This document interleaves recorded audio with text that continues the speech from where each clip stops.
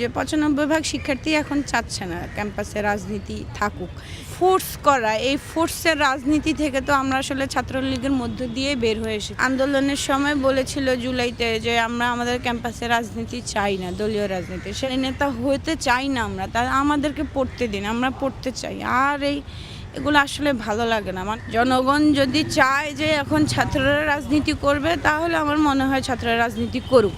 আর যদি জনগণ এখন চায় যে না, ছাত্ররা ছাত্রই থাকুক, আসলে এটা আসলে এখন অনেক বেশি আমার কাছে খুব বেশি মরীচিকা তৈরি হয়েছে বলে মনে হচ্ছে। কারণ এই যে এত লেংদি একটা সময় আমাদের পড়াশোনায় নেই, আমরা বইয়ের সাথে অ্যাটাচড না, লাইব্রেরিতে যেতে পারছি না, ক্লাসরুমে যেতে পারছি না, সব কিছু ডিলে হয়ে যাচ্ছে। তো আসলে ক্ষতিটা তো আমাদেরই হচ্ছে। আমরা তো সবাই আর রাজনীতি করব না, আমরা বড়জোর ১০০ জনে ৫ জন রাজনীতি করবে। এখন ৫ জনের হয়তো ডিলে হলে কোনো সমস্যা নেই, কারণ তাদের টার্গেটই হচ্ছে রাজনীতি করা বা রাজনীতির মাধ্যমে দেশ সেবা করা। কিন্তু আমরা যারা রাজনীতি করব না, আমরা যারা সরকারি চাকরি শিকার বা দেশের বাইরে চলে যাব, গবেষণা করব, দেশের জন্য অন্য সেক্টরে কাজ করব, আমাদের তো আসলে পড়তে হবে। আমাদের একটা সার্টিফিকেট প্রয়োজন, পড়ার জন্য মানসিকতা প্রয়োজন, স্থির একটা বিশ্ববিদ্যালয় প্রাঙ্গণ প্রয়োজন। তো আসলে আমরা তো কিছুই পাচ্ছি না। এই ৯৫% স্টুডেন্টরা তো দিন শেষে আসলে এক প্রকার নিষ্পেষিত হয়ে যাচ্ছে। আমাদের গোল যা ছিল তা থেকে আমরা চ্যুত হয়ে যাচ্ছি, বের হয়ে আসতে হচ্ছে। তো এগুলো নিয়ে আমার যা মনে হচ্ছে যে এখন আসলে ওই যে কিছু মহল তাদের নিজস্ব বেনিফিটের জন্য শিক্ষার্থীদেরকে ডিভাইড করার চেষ্টা করছে।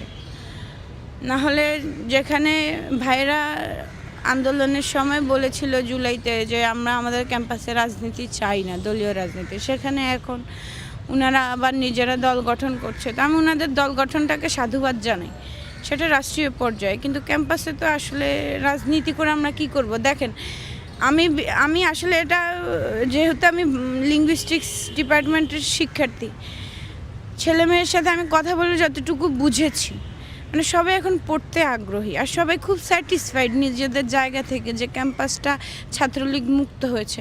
এখন আসলে দল এমন একটা জিনিস যেখানে আমরা না চাইলেও মাঝে মধ্যে ডোমিনেটেড হয়ে যাই, ডোমিনেটেড করে ফেলি।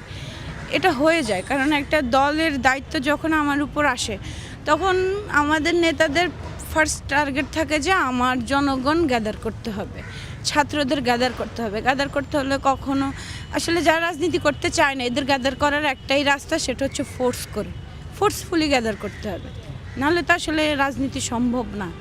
তো এই যে ফোর্স করা, এই ফোর্সের রাজনীতি থেকে তো আমরা আসলে ছাত্রলীগের মধ্য দিয়ে বের হয়ে এসেছি ১৭ জুলাই।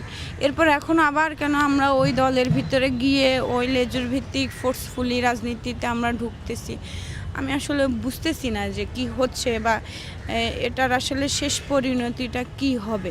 কিন্তু ওই যে আমরা যে কয়জন আছি মাঠে আর কথা বলে আসলে আমরা জেনেছি যে ৯৫% শিক্ষার্থী এখন চাচ্ছে না ক্যাম্পাসে রাজনীতি থাকুক। কারণ আমরা সবাই আসলে আমরা কিন্তু বড়ই হয়েছি ছাত্রলীগের এই রাজনীতির চর্চার মধ্য দিয়ে ক্যাম্পাসে, হ্যাঁ, দমন পীড়নের মাধ্যমে। আর একটা হিসেব হচ্ছে কি, এই যে এত পরিমাণ বেকার, এটা আমি বুঝতেছি ক্যাম্পাসে যদি আপনি দেখেন, আমি ওপেনলি আমি করে দিতে পারি, চ্যালেঞ্জ করে দিতে পারি, যদি আপনার রাজনীতি বন্ধ করে দেন ক্যাম্পাসে, একটা শিক্ষার্থী 5 বছরের বেশি তার শিক্ষানবিশ কাল 5 বছরের বেশি লেংদি হবে না, সুযোগই নেই, পড়ার সময় পাবে। সে সিজি যাই আনুক না কেন, সে অন্তত লাইব্রেরিতে বসতে পারবে। আর লাইব্রেরিতে বসার পর ওই যে 5 বছরের পর বড়জোর আরও 1 বছর সময় নিয়ে চাকরিতে ঢুকে যেতে পারবে, বেকারের সংখ্যাও কমে যাবে। আমরা লাইব্রেরিতে বসতে পারি না কারণ আমাদেরকে মধুতে যেতে হতো, আমাদেরকে রাজনৈতিক চর্চা করতে হতো, যারা চাইতো তারাও করতে হতো, যারা চাইতো না তারাই করতে হতো। তো আসলে এখন পড়াশুনো না করা ছাড়া জাতিকে আসলে আমরা কোথায় নিয়ে দাঁড় করাবো, সেটা আসলেই এখন কি বলবো, সমসাময়িক একটা জটিলতা তৈরি হয়ে গিয়েছে। তো ওই জন্য আমি আসলে সবাইকে, সে যে দলেরই হোক না কেন, আমি সবার প্রতি অনুরোধ রাখবো যে ক্যাম্পাসে আমরা সবাই সাধারণ শিক্ষার্থী, আমাদের আর কি প্রয়োজন যে আমরা সারা বাংলাদেশে কত কত শিক্ষার্থী পরীক্ষা দিয়ে আমার কলা ভবনেই মাত্র 2300 শিক্ষার্থী ভর্তি হতে পারে, 2100 শিক্ষার্থী। গত বছর মনে হয় এটা বাড়িয়ে 2300 করেছে। তো এই 2300 শিক্ষার্থী, 2 লাখ 3 লাখ শিক্ষার্থী পরীক্ষা দিয়ে মাত্র 2300 শিক্ষার্থী আমরা এখানে চান্স পাই, আমরা অবশ্যই মেধাবী। অন্যরা যে মেধাবী না সেটা না, কারণ পয়েন্ট 1-এর জন্য অনেকে মানে পিছিয়ে পড়ে যায়। তো আমরা যারা এখানে আছি এটা তো আসলে আমাদের লাক আর আমাদের চেষ্টা, আমাদের পরিশ্রম। তো এই জায়গাটা আমরা শুধুমাত্র একটা দলের কারণে আমাদের মেধার জায়গাটা আমরা নষ্ট করে ফেলবো, এটা তো আসলে বোকামি। রাজনীতি চর্চা আমরা সারা জীবন করতে পারবো, কিন্তু এই অনার্স মাস্টার্সের একটা নির্দিষ্ট সময় আছে। এই যে এখন আমি মাস্টার্সে আছি, আমার 24 শেষ হয়ে 25-এ পড়েছি আমি এখন মনে রাখতে পারি না অনেক কিছু।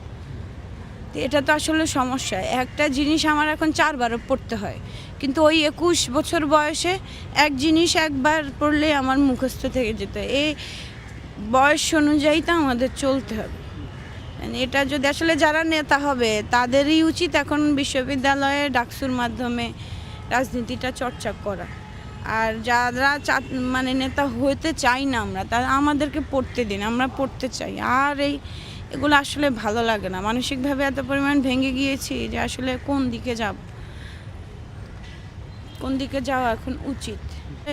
এখন আপনাদের বের করে আনতে হবে যে মা বাবা কি চায়, সন্তানেরা রাজনীতি করবে ক্যাম্পাসে নাকি পড়াশোনা করবে। এই প্রশ্নটা আমি বাবা মার কাছে রেখে দিলাম, ওনারা যেন জানিয়ে দেয়।